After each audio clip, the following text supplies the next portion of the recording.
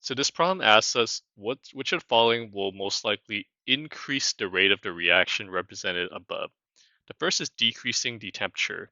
Decreasing the temperature is going to make the reaction slower always. When you decrease the temperature, the reaction is going to be slower. So get rid of A. Adding a heterogeneous catalyst to the system.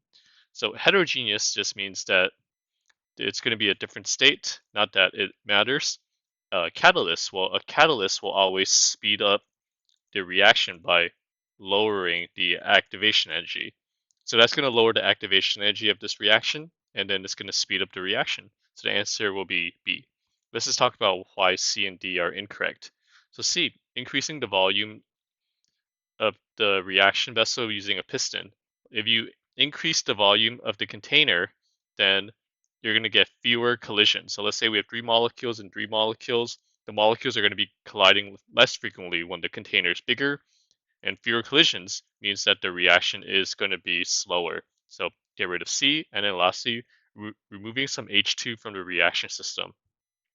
H2 is a reactant. You get rid of some reactant, then the reactants are going to collide less frequently. Again, fewer collisions mean the reaction is going to be slower. So the answer here is B.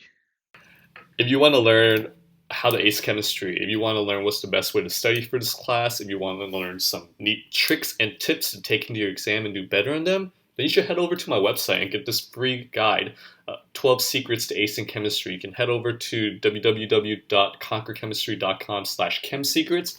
I'm going to include a link in the description below. Check it out. I think it's really going to help you, and you're gonna like it. Until next time, keep working hard and continue the good work.